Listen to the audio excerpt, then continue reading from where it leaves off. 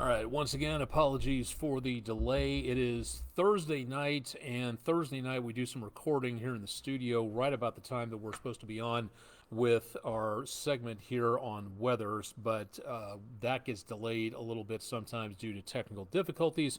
So once again, we're on at a slightly later time frame. Time is coming up on 10:15 Eastern Time. It is again Thursday evening. Let me just double check to make certain that we're getting an audio signal here because often we don't.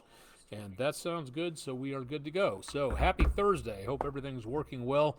We are live on Twitch and Facebook, and we are doing our best to keep you updated as to what's going on. If you've never tuned in here before, again, this is our weather segment from around the Tennessee River Valley. We cover the areas in and around southeast Tennessee, back toward northwest Georgia, extreme western North Carolina, and back into the two northeastern counties of Alabama. So we are situated in that southeastern United States territory.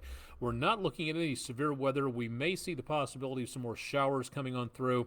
For right now, I think we are going to continue to see some fairly good conditions out across the area into right about midday tomorrow, and then we start to see the possibility of some rain showers coming our direction, but we'll talk more about that coming up here in just a little bit. Let's go ahead and get going for today. See what the high temperature was. 1 degree away from 70.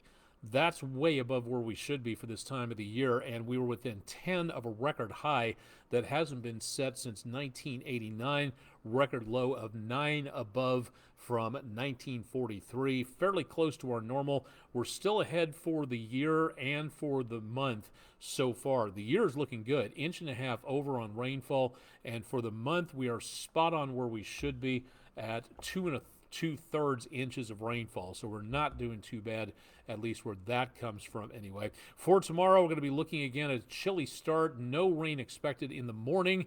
Maybe some sprinkles toward afternoon, but I think that rain coming in over that very dry area might be the worst of the worst conditions that we see for tomorrow. So for right now, just not seeing a lot of major concerns. Right about the quarter hour, looking downtown, a little hazy, a little bit more clouds out there. You are still able to see, at least from downtown's point of view, from where we are at News 12, you can see the crescent moon heading toward the area around Lookout Mountain, so a very nice view there. Bailey's Heating and Air camera from downtown. From the Patriot Concrete camera, looking back towards Signal Mountain, the lights up there off in the distance, and traffic much better than what it was on I-24 moving through downtown. From the area in and around Speedy's Total Car Care camera, again, apologies for the fuzziness. Looks like a nice little Renoir painting there almost, but it should be a lot crisper. We'll try to get the focus taken care of a little later on, but otherwise, a gorgeous evening. Lots of folks, and when we were watching this earlier tonight, tons of people during the late afternoon hours out for a stroll, looking at some great conditions out there for getting around and about. So a beautiful day in downtown and on the North Shore. Chattanooga Zoo, looking at back toward Erlanger Hospital. Things are decently quiet, and again, some clouds moving in from upstairs. Traffic moving along pretty well at the area of 24 and 75, at least earlier tonight. Likewise, about 10:15 Eastern Time, 10:17 to be precise. We've got, again, everything moving along very nicely at this time. One more stop from the area in and around Lee Point, 153 and 64. Very light traffic and hardly any travelers out there. And a little on the hazy side, but otherwise not bad. Temperatures are back into the 50s. We continue again to see the possibility of some dry weather out there through tonight. So it doesn't look, again, anything in the way of problems. Winds light out of the south at about 5 miles an hour, but otherwise very much on the quiet side here. What are we looking at for tonight? Really not that much. We've got, again, a cold front now just making its way into the area, but notice it's surrounded on both sides by high pressure, so there's really little, if any, moisture taking place here. This front is going to kind of wander its way through letting the next storm system swing in from the west. That is what is going to give us the best potential of rain, but this still has a long way to go, making its way toward us, tapping to some moisture off the Gulf, and it's going to be very limited amounts of moisture coming our way. So for tonight, again, we see the possibility of some clouds. That's about it. That front wanders right through our area, right about dawn patrol for the kids tomorrow morning. Again, at the bus stop, some clouds, but that's about it. Tomorrow afternoon, chances of rain start to move into about west central middle Tennessee. There's some specificity for you. And then light showers all the way back to our west. So showers will be making their way into the viewing area tomorrow night about News 12 at 11 on Friday. And that colder air sitting north might take some of that moisture and turn it over to a rain snow mix between Nashville and Knoxville. That could spell some problems on the plateau between Crossville and Cookville, so travelers might want to watch out for that. Notice those temperature differences, about 30 degrees of temperature difference almost. And as we go into early Saturday morning, we're done pretty much with the moisture, maybe some leftover flurries, maybe some leftovers east of us, maybe some leftover showers south of us, and then the dry air takes over. But through the rest of the day, it's going to be brisk. Temperatures will barely make their way out of the lower 40s. So a rather sharp weekend coming up. Still some clouds on Sunday. High pressure cuts off any moisture from returning to the area. So by the time we get to Sunday, that is where we see that potential for numbers back in the lower 50s. And again, that's pretty close to normal, so we'll be back into that area toward about Monday morning, very much on the dry side, but also chilly. And then temperatures go toward about the mid-50s by Monday afternoon. So actually looking pretty good across much of the area there. Let's go ahead and take a look. Let me make certain I've got everything queued up here for our cameras. I want to make certain the background is where it needs to be. But there we go. Okay, Island Cove Marina and Resort, looking over Lake Chickamauga as the Tennessee River flows on down toward downtown in that area. We'll be looking for the possibility of some showers on Friday into early Saturday morning, and then we see that potential of another round of showers late next week. Notice the temperature difference between Friday and into Saturday. We've got some very chilly numbers coming up, mid to upper 60s. Tomorrow should be a very comfortable Friday before the rain moves our direction, and then back in the 40s for highs on Saturday. So maybe an indoor nap would be a very good idea with those conditions. We'll rebound on the temperatures toward about Sunday. President's Day on Monday, a lot of kids out of school. Should be very nice. Temperatures above normal. And then through the rest of the week, pushing 70 degrees again by next Thursday into Friday before we might cool off a little bit. But this here does not look as powerful as this does here for now. That's something we'll watch at this point. But the chance of showers, not the worst at this point. No severe weather, no winter weather, not heavy enough for flash flooding. No indication of any winds coming through that are going to be a problem. So I think we've got a pretty good start on what looks to be some good temperatures here, minus this dip. Also, remember, if you've got plants outside, some of us do, I got to get my orange tree back inside, as that's not going to do well here. Mid to upper 20s for low temperatures, and that is going to be where we see the possibility of some frost out across the area. Could be a killing frost, so plants, if they're outdoors, bring them back in, cover them up if you can, if you want to keep them growing. That is where the worst possibility is going to be. We are, again, not seeing any threat of severe weather, so that is always good news to tell folks about. Want to thank the National Weather Service in Morristown, which covers part of the News 12 viewing area, for holding their Skywarn training session tonight, Thursday at 6 o'clock Eastern, a few hours ago at the 911 Center in Cleveland. There are other meetings coming up. There's not that many of them. So if you live around the area, the next meeting from the National Weather Service in Morristown is going to be held in Jasper, Tennessee, Marion County. That is west of Chattanooga and Hamilton County by about one county. Thursday, March 21st, 6 p.m. Register for a seat, totally free. Your tax dollars, my tax dollars help pay for this. So if you'd like to know more and register for a seat, it's not some government conspiracy to check up on you. It's being a good neighbor and checking in to say, hey, I'd like to get a seat to learn more about what's going on with severe weather. So go to weather.gov/MRX to register for a seat for this next one. Now, as far as we can tell, there are 4 national weather services that cover the Tennessee River Valley News 12 viewing area. This is the last one that is on the books that will be offered for the spring semester. Fall semester, October, November, somewhere in there, there's usually another round of Skywarn talks and training.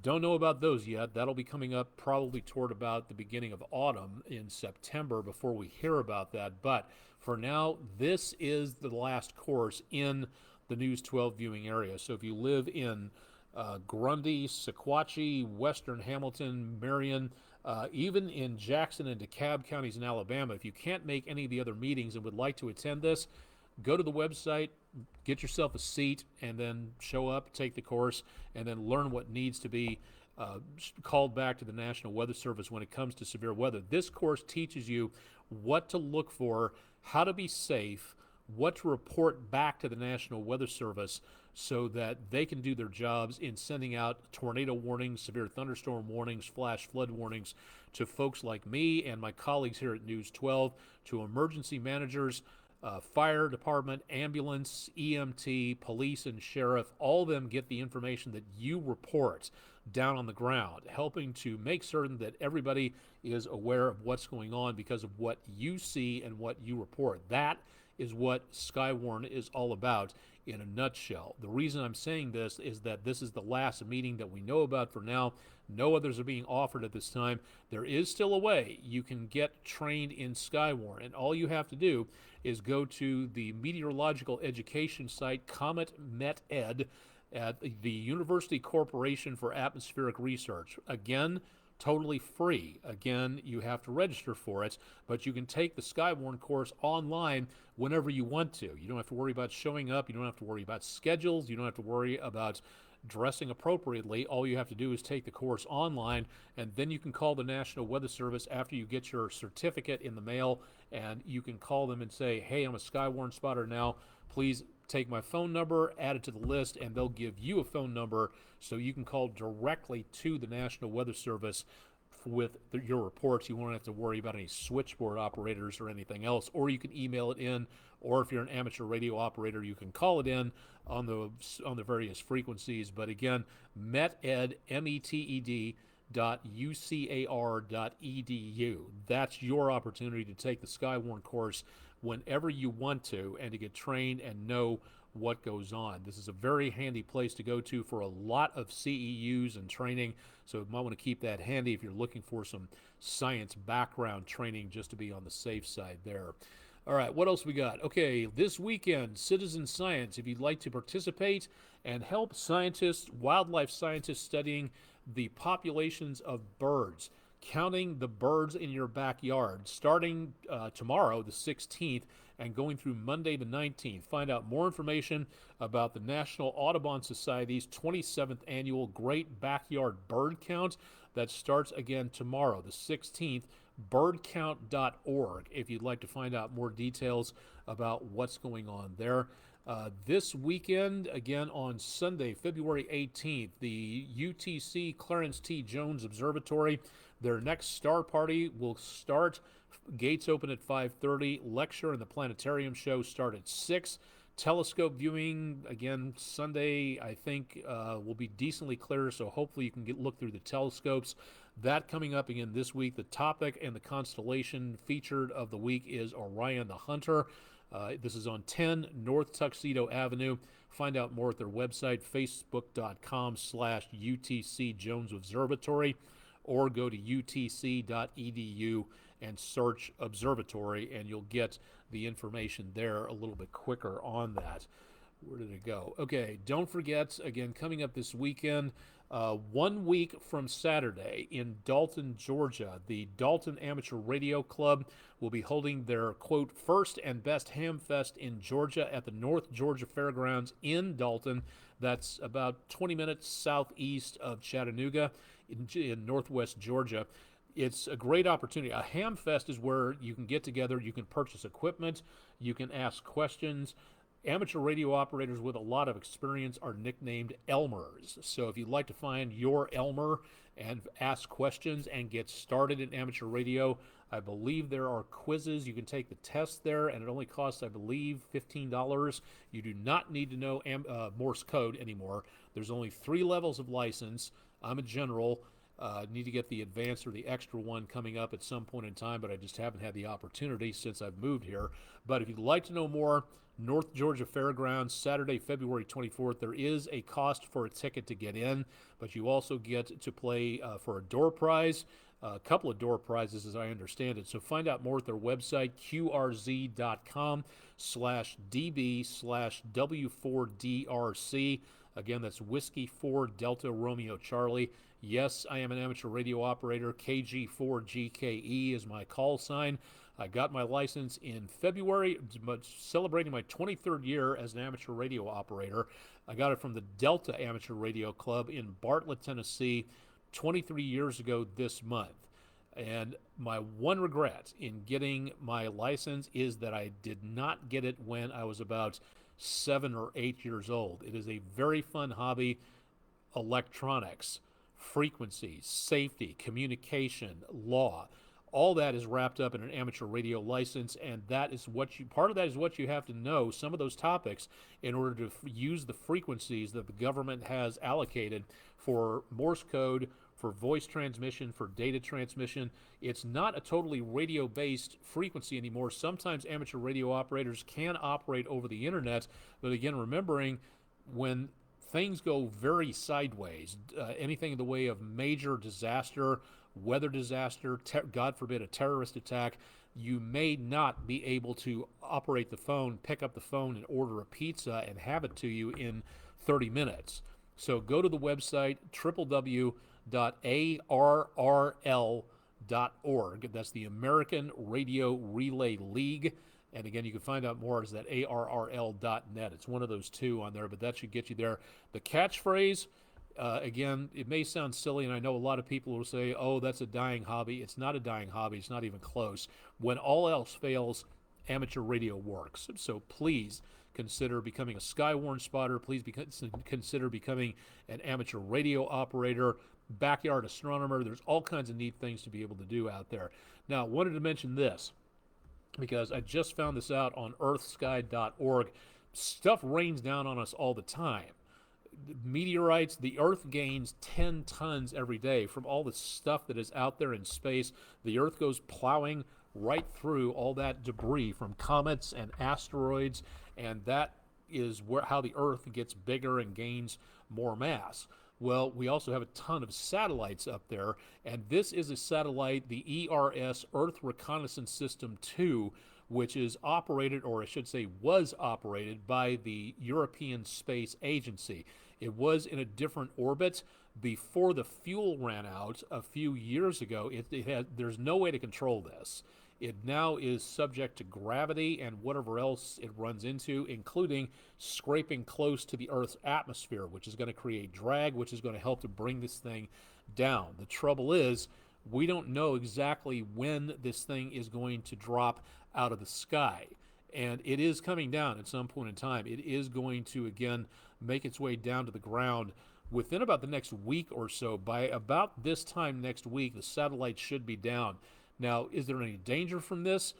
This satellite weighs 2.5 tons and is as big as a city school bus. So this is a pretty substantial piece of equipment.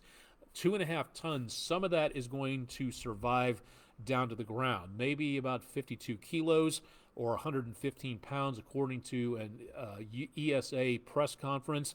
Also at that press conference, how much danger are we in? Remember that oceans cover 70% of the world's surface. So 7 out of 10 odds it will fall into the ocean someplace. The risk of a human being injured by space debris, again, according to the ESA, 1 in 100 billion. So there's no major danger from this, but 115 pounds of burning, melted space junk could ruin someone's day. Yes, it is possible. Is it likely? No, not really. But we'll be watching this and we'll bring you updates on this satellite as it gets closer to dragging through the atmosphere. It's above the atmosphere right now. So, again, orbiting above the atmosphere, there's no problem. But as it gets lower and lower, it gets in contact with the outer edge of the atmosphere, and that produces drag. And that's what's going to drag this thing down to the Earth at some point in time. We'll keep you updated on this, so keep it tuned to News 12 for updates as to what's going on there. Think that should just about do it for this evening. It's very quiet right now. We have little, if anything, to talk about in the way of severe weather, and we started a little late, so I'm going to end a little early so we can get ready for News 12 at 11 coming up. Let me do real quick thank you to News 12 viewer Deborah Williams. Spotted the end of the rainbow, but there was no pot of gold apparently north of Mountain Creek Road on Tennessee Highway 27. That's our Langley Roofing weather window picture of the day, and a spectacular view there. Thank you very much for that one, Miss Deborah. If you've got a picture, send them in to us. Picture of the day, pictures at WDEF.com, or drop them to our social media pages for more information. And we'd love to feature your picture. Give us a shout, send it in. You can be anonymous if you want to, but just give us an idea as to what you were looking at, and we'd love to be able to know more about that. Check out our WeatherCam network. Again, that's available at WDEF.com, the EPB Fiber Optics WeatherCam network, WDEF.com/weather on there. I don't think I have it ready, so let me just do one more thing here.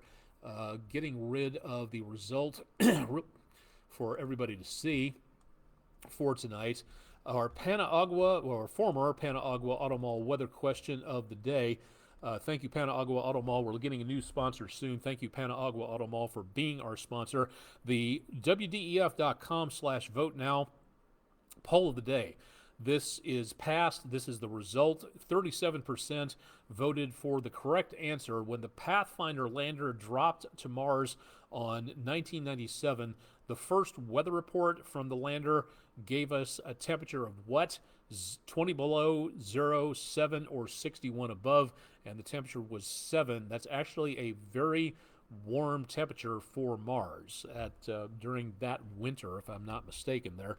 37% voted. Use the QR code on your screen to vote if you'd like to see, again, what our next poll is, and that'll be coming up at midnight tonight. So if you'd like to join in, go ahead and take a look there. I think that ought to do it. Let me just double check. Nobody else is saying anything here. Nothing there. And let me check Twitch. Nothing going on Twitch at this time either. So good news on that. So I think we'll go ahead and wrap things up for now. We'll have more tonight on News 12 at 11. So join me and Andrew Harrison and Rick Nyman for sports. Andrew Harrison's, of course, got the news. And, of course, we'll have more with Chip Chapman bright and early tomorrow morning to let you know a little bit more about what's going on.